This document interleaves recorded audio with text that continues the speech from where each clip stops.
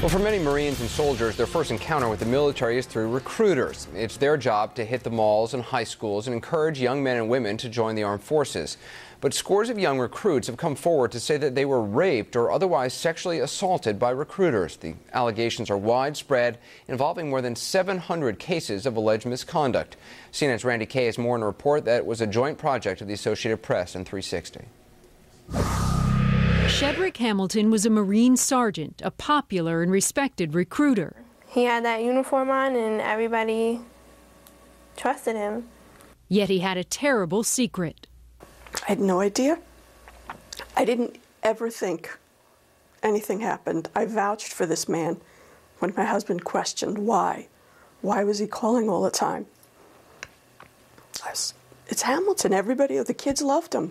Especially Trish Junta's daughter, Jill, until he had told me in the back of the car, and, again, I kept saying no, I didn't want to do it. Sergeant Shedrick Hamilton first raped Jill Gunta on Valentine's Day nearly 3 years ago. She was just 16 years old. Sergeant Hamilton was 34, married with 2 children. I woke her to go with him. As a mother, do you feel, am I seeing guilt? Is that what that is? Well, there's a lot of guilt. I handed her to him. I signed permission slips for her to go with him. I thought she was safe.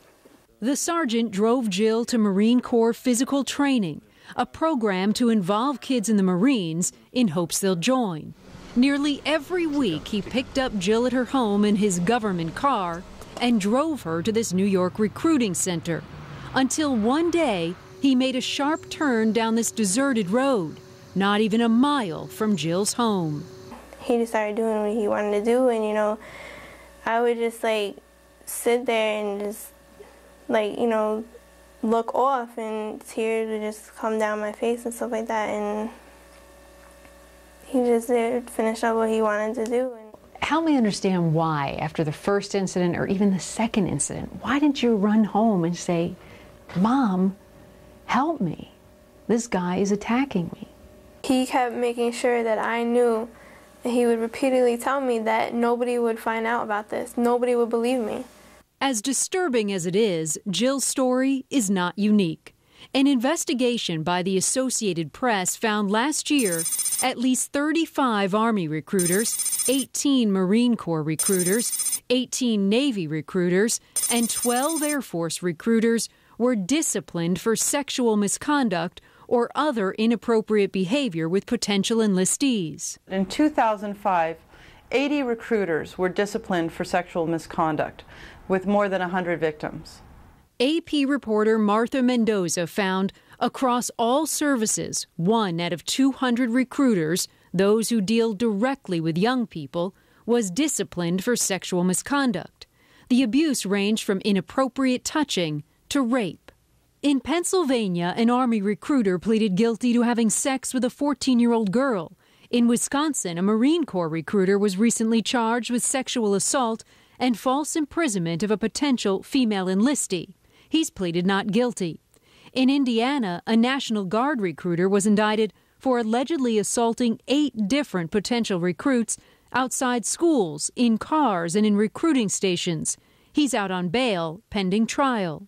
Why are there so many cases of sexual misconduct among recruiters? Remember, the No Child Left Behind Act was passed in 2001 in part to help grow the military's ranks. No Child Left Behind guarantees schools federal funding as long as they grant recruiters access to students on campus. Unlike the rest of us who have to show ID, recruiters can walk right in, no questions asked. I would be sitting in class, and then my teacher is tapping me on my shoulder saying that to go outside the classroom because someone needs to speak to me, and it was him. No Child Left Behind also mandates recruiters be provided with students' home phone numbers and addresses.